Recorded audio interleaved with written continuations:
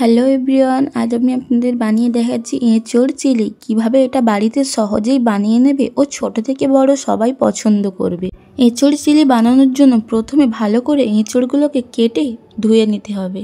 তারপর কড়াইতে জল দিয়ে পরিমাণ মতো লবণ ও হলুদ গুঁড়ো দিয়ে সেদ্ধ করে নিতে হবে।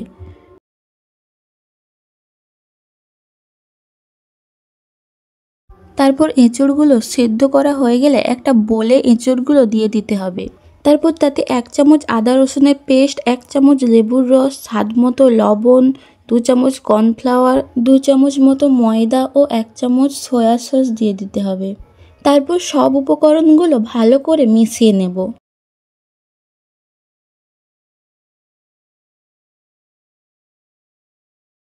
ভালো করে মিশিয়ে নিয়ে তারপর 30 মিনিটের জন্য রেস্টে রেখে দেব। তারপর 30 মিনিট পর কড়াইয়ে সাদা তেল দিয়ে এঁচোড়গুলোকে একে একে করে তেলে ছেড়ে দিয়ে ডিপ ফ্রাই করে নেব।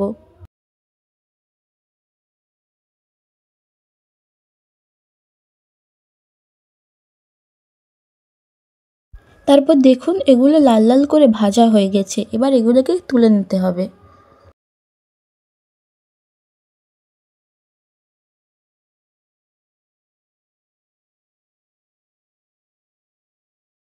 তারপর কড়াই 2 চামচ মতো তেল রেখে বাকি তেলটা তুলে নিয়েছি।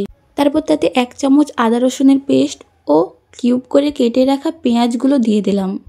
তারপর কিছুক্ষণ নাড়াচাড়া করে দিয়ে দেব কেটে রাখা ক্যাপসিকামগুলো।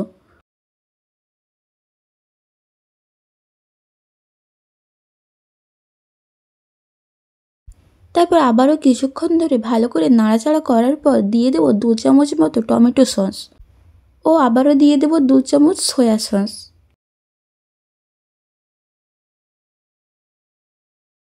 তারপর দিয়ে দিচ্ছি স্বাদ মতো লবণ ও তারপর দিয়ে দেব পরিমাণ মতো লঙ্কার গুঁড়ো। তারপর তাতে দিয়ে দেব আগে থেকে গুলিয়ে রাখা কর্নফ্লাওয়ার গোলা জল। এখানে আমি 1 চামচ কর্নফ্লাওয়ারকে ঠান্ডা জলে গুলিয়ে নিয়েছিলাম। তারপর ওই বাটি ধুয়ে আবারও কিছুটা পরিমাণে এখানে জল দিয়ে দেব। আর হ্যাঁ, আপনারা আপনাদের পছন্দ মতো গ্রেভিটা রাখবেন।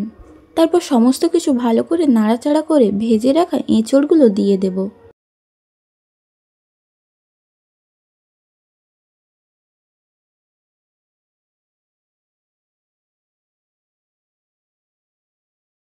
তারপর কিছুক্ষণ নাড়াচাড়া করার পর তাতে দিয়ে দেব 1/2 চামচ ভিনিগার ও 1/2 চামচ চিনিও দিয়ে দেব। তারপর কিছুক্ষণ ভালো করে নাড়াচাড়া করে নিলেই তৈরি হয়ে যাবে আজকের রেসিপি এঁচোড় চিলি। ভালো লাগলে অবশ্যই লাইক, কমেন্ট, শেয়ার করবে। আর হ্যাঁ, সাবস্ক্রাইব করতে কিন্তু ভুলবেন না। আজ এতটাই, বাই।